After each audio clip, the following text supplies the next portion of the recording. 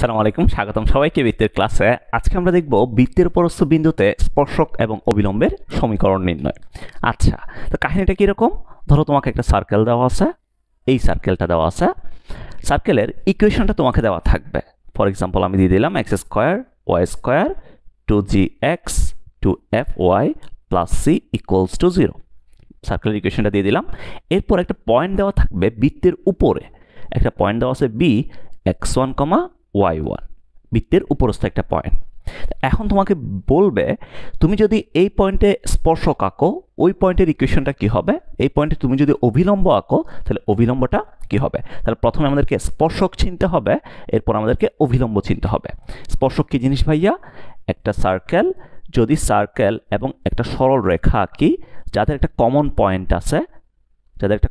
আছে, তখন আমি বলবো এই সরল রেখাটা হচ্ছে এই বৃত্তের একটা স্পর্শক। ঠিক আছে, তো আমি স্পর্শকটাকে নাম দিলাম ধরো এবি। এরপর এটা হচ্ছে সার্কেলের কেন্দ্র। আমি যদি কেন্দ্র হতে স্পর্শকের উপর কোনো একটা লম্ব টানি, তোমরা সবাই জানো ওই লম্বটা স্পর্শ বিন্দু দিয়ে যায়। তাহলে আমি যদি এখানে কোনো একটা লম্ব টানি, সেটা স্পর্শ বিন্দু দিয়ে যাবে, রাইট? স্পর্শ বিন্দু দিয়ে যাবে। তাহলে এখন যে লাল রেখাটা আছে, লাল রেখাটা খেয়াল করো তো, পি হচ্ছে স্পর্শ বিন্দু, সি হচ্ছে সেন্টার। তাহলে লাল রেখাটা কেন্দ্র দিয়েও গেছে, স্পর্শ বিন্দু দিয়েও গেছে, এবং স্পর্শকের উপর লম্ব, স্পর্শকের উপর লম্ব। তাহলে আমরা লাল রেখাটাকে বলবো এটা হচ্ছে অভিলম্ব, এটা হচ্ছে অভিলম্ব।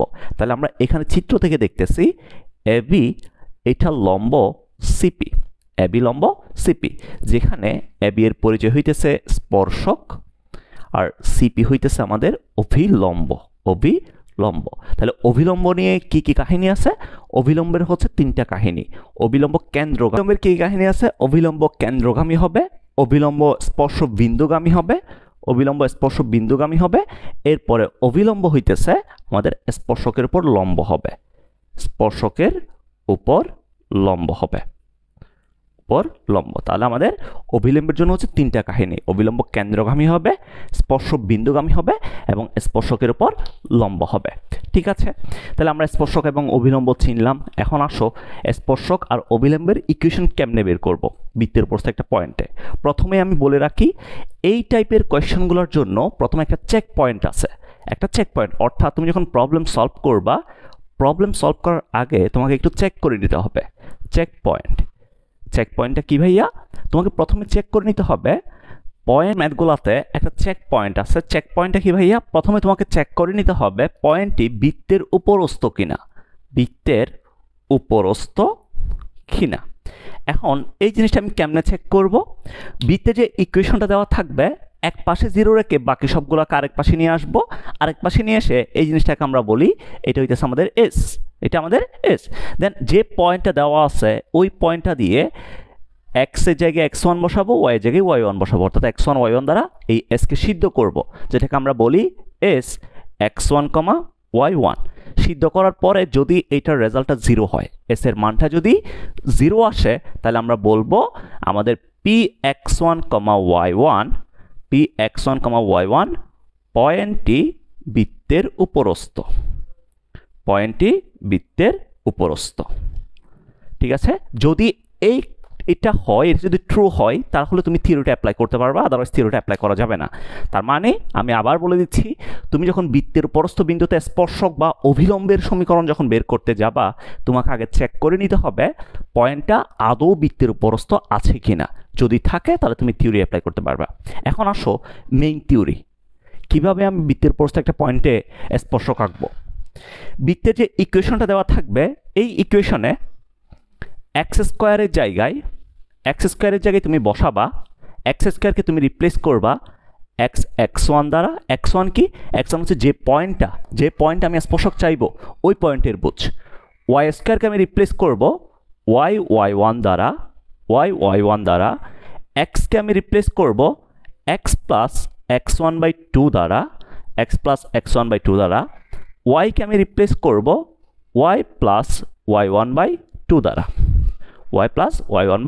দ্বারা, তাহলে আবার বলতেছি, যদি আমাকে কখনো বৃত্তের উপরস্থ একটা পয়েন্টে স্পর্শকের সমীকরণ বের করতে বলে, যেখানে আমাদের পয়েন্টটি জানা থাকবে, এটা হচ্ছে আমাদের নুন, মানে জানা এই পয়েন্টের স্থানাঙ্ক আমাদের দেওয়া থাকবে। তাহলে আমরা কি করব, এক্স স্কোয়ারকে রিপ্লেস করব এক্স ওয়ান দ্বারা, যেখানে এক্স হচ্ছে ভেরিয়েবল, এক্স ওয়ানটা হচ্ছে যে পয়েন্টে দেওয়া আছে ওই পয়েন্টের বুঝ। ওয়াই স্কোয়ারকে রিপ্লেস করব ওয়াই ওয়ান দ্বারা, এক্সকে রিপ্লেস করবো X plus x one by two, আর ওয়াইকে রিপ্লেস করবো আমরা Y plus Y one by two দ্বারা। তাহলে রিপ্লেস করার পরে, এখানে রিপ্লেস করার পরে আমাদের যে ইকুয়েশনটা আসবে ওই ইকুয়েশনটা হবে স্পর্শকের সমীকরণ। অর্থাৎ এই রিপ্লেসমেন্টগুলো করার পরে কনস্ট্যান্ট পদকে কিন্তু কোনো চেঞ্জ করব না, কনস্ট্যান্ট পদ কনস্ট্যান্ট পদের মতোই থাকবে। জাস্ট আমি রিপ্লেস করব এক্স স্কোয়ারকে এক্স ওয়ান দ্বারা, ওয়াই স্কোয়ারকে ওয়াই ওয়ান দ্বারা, এক্সকে X plus x one by two, ওয়াইকে Y plus Y one by two.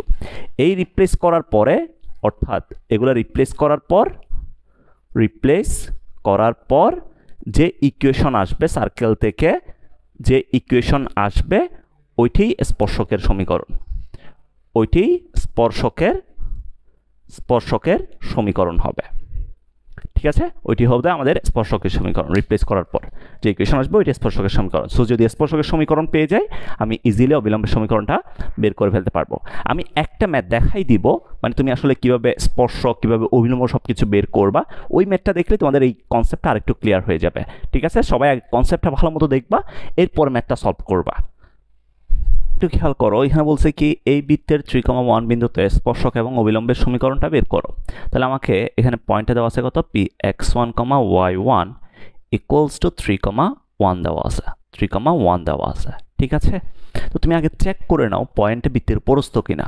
তো আমি এটার জন্য যদি চেক করি, এখানে এস 3,1 যদি আমরা বের করি তাহলে কত আসে, 3 square 1 square 4 into 3 10 into 1 minus 8, result কত 10 মাইনাস 12 প্লাস 10 মাইনাস 8, তাহলে রেজাল্ট আসতেছে আন্ডা। তার মানে এস 3,1 0 আসতেছে। সুতরাং আমরা বলতে পারি 3,1 বিন্দুটা বৃত্তের উপরস্থ পয়েন্ট, বৃত্তের উপরস্থ পয়েন্ট। এটা আমি চেক করে নিলাম, এটা তোমার খাতায় দেখানোর দরকার নাই, তুমি জাস্ট চেক করে নিবা, তুমি চিপাই কোন একটা রাফ করে এটা চেক করে নিবা। ওকে, চেক করে নেওয়ার পর এরপর তুমি রিপ্লেস করবা কি দিয়ে, এক্স স্কোয়ারকে, এটা জাস্ট আমি দেখানোর জন্য দিচ্ছি, তুমি পরীক্ষা এটা দেখাইও না। এক্স স্কোয়ারকে তুমি রিপ্লেস করবা এক্স ওয়ান দিয়ে, ওয়াই স্কোয়ারকে রিপ্লেস করবা ওয়াই ওয়ান, তারপর এক্সকে রিপ্লেস করবা X plus x one by two, ওয়াইকে রিপ্লেস করবা Y plus Y one by two, Y plus Y one by two দ্বারা, Y plus Y one by two দ্বারা। এখন তুমি রিপ্লেসমেন্টটা করো। তাহলে এক্সের জায়গায় এক্স স্কোয়ারের জায়গায় বসাবো এক্স ওয়ান, পরীক্ষা এইভাবে লিখবা, এটা পরীক্ষা লেখার দরকার নাই, এটা জাস্ট আমি তোমাদের সুবিধার জন্য এখানে লিখে রাখছি। এক্স ওয়ান দ্বারা ওয়াই এর জায়গায় বসাবো ওয়াই ওয়ান প্লাস, সরি এরপর মাইনাস ফোর ইন্টু এক্সের জায়গায় বসাবো x plus x one by two, এরপর প্লাস 10 ইন্টু ওয়াইয়ের জায়গায় বসাবো y plus Y one by two, constant পদ সেম থাকবে, ইকুয়ালস টু জিরো। তাহলে সার্কেলের যে ইকুয়েশনটা আছে, ইকুয়েশনে এক্স স্কোয়ারের জায়গায় এক্স ওয়ান বসাইলাম, ওয়াই স্কোয়ারের জায়গায় ওয়াই ওয়ান বসাইলাম, এক্সের জায়গায় X plus x one by two, আর ওয়াইয়ের জায়গায় Y plus Y one by two বসানো শেষ। এখন তুমি এক্স ওয়ান ওয়াইয়ের মান বসাই দাও, মান বসাইলে এখানে আসবে এক্স ওয়ানের জায়গায় 3 দেওয়া আছে, তাহলে 3x, ওয়াই ওয়ানের জায়গায় 1 দেওয়া আছে, y minus 4 into x plus 3 by two plus 10 into y plus Y one by two minus 8 equals to 0, minus 8 equals to কত আসে, 0 আসে। ফাইন, তাহলে এখান থেকে যদি আমি একটু ক্যালকুলেশন করি, 3x প্লাস ওয়াই কাটাকাটি গেলে মাইনাস 2x মাইনাস 6, এই যে 2 আর 4 কাটাকাটি গেলে 2, তো 2 দ্বারা যদি এটাকে গুণ করে দিই তাহলে মাইনাস 2x আর মাইনাস 6 আসে। এখানে যদি কাটাকাটি করি তাহলে plus 5y plus 5 minus 8 equals to 0 আসে। ঠিক আছে, তাহলে ভাইয়া এখান থেকে কত আসবে দেখো তো, 3x আর 2x যদি মোকাবেলা যায় তাহলে x পরে থাকবে, y আর 5y মিলে হচ্ছে 6y থাকবে, 6y, এরপর মাইনাস 6 আছে প্লাস 5, তার মানে মাইনাস 1 আর মাইনাস 8 এ মাইনাস 9 হবে, মাইনাস 9 ইকুয়ালস টু 0। তার মানে এটা হচ্ছে আমাদের স্পর্শকের সমীকরণ। তাহলে 3,1 বিন্দুতে স্পর্শকের সমীকরণ আসছে এটা। এখন আসো অবিলম্বের সমীকরণ কত হবে, অবিলম্বের সমীকরণ কত হবে। তুমি কি জানো অবিলম্ব এবং স্পর্শক একটা আরেকটার পর লম্ব, একটা আরেকটার পর লম্ব। তো আমাকে এখন বের করতে হবে, তাহলে স্পর্শকের ইকুয়েশন পাইছি x plus 6y minus 9 equals to 0, এটা আসছে আমাদের স্পর্শকের সমীকরণ। স্পর্শকের সমীকরণ। তাহলে আমার এখন এমন একটা রেখার ইকুয়েশন দরকার যেটাকে আমরা অবিলম্ব বলতেছি, যেটা এই স্পর্শকের উপর লম্ব হবে এবং 3,1 বিন্দু দিয়ে যাবে। কোন বিন্দু দিয়ে যাবে? 3,1 বিন্দু দিয়ে যাবে। তো একটা রেখার লম্ব রেখা যখন আমরা বের করি, যখন আমরা লম্ব রেখা বের করব, লম্ব রেখা বের করার সিস্টেমটা কি? জাস্ট এই যে এক্স এর সহগ আর ওয়াই এর সহগ আছে না, এক্স এর সহগ কত 1, ওয়াই এর সহগ কত 6, জাস্ট মানটা নিবা। এক্স এর সহগ 1, ওয়াই এর সহগ হচ্ছে 6, সহগটা ইন্টারচেঞ্জ করে দাও, অর্থাৎ 6 কে এক্স এর সাথে নিয়ে আসো, 1 কে ওয়াই এর সাথে নিয়ে যাও। নিয়ে যাওয়ার পরে ওয়াই এর সহগে যে চিহ্নটা আছে ওটা চেঞ্জ করে দাও, তাহলে 6x মাইনাস ওয়াই, এরপর কনস্ট্যান্টটাকে প্লাস কে করে দাও, প্লাস কে ইকুয়ালস টু 0।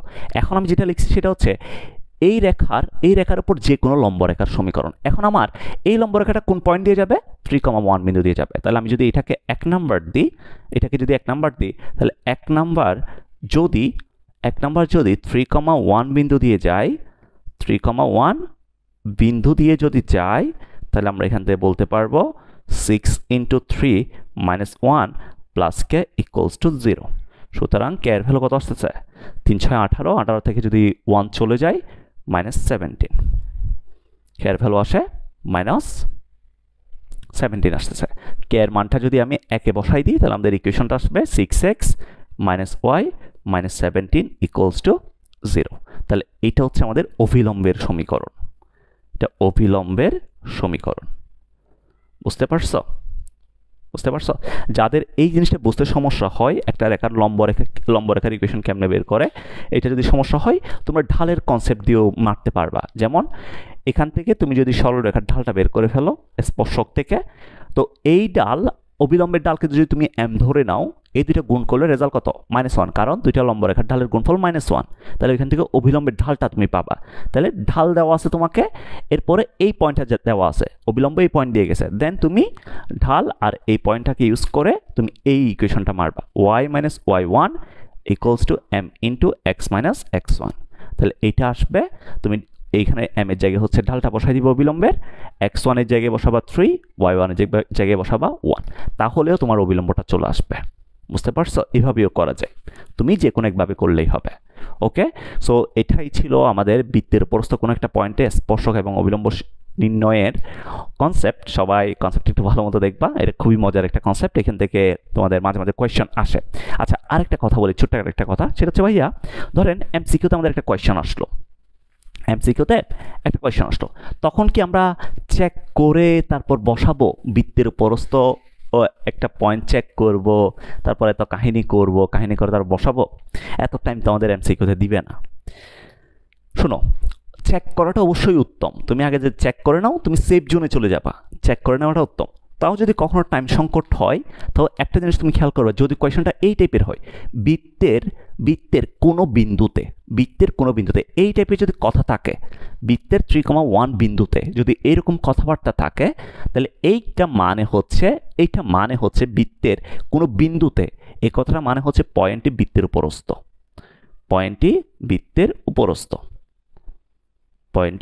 উপরস্থ, ঠিক আছে? তাও আমি আবার বলতেছি, অবশ্যই চেক করে নেওয়াটা উত্তম। তাও তুমি চেক মানে এই কথাটা যদি দেখো বৃত্তের 3,1 বিন্দুতে এরকম করে কথাটা বলে দেওয়া আছে, তাহলে অবশ্যই পয়েন্টটা বৃত্তের উপরস্থই দেওয়া আছে, ঠিক আছে? সো এটাই ছিল আমাদের ওভারঅল কনসেপ্ট। আশা করি সবাই ভালোমতো ক্লাসটা করবা, ভালোমতো ক্লাস করে বুঝতে পারবা। যদি তাও বুঝতে সমস্যা হয়, আই এম হেয়ার, ঠিক আছে? সবাই ভালো থাকো, আল্লাহ হাফেজ, টাটা।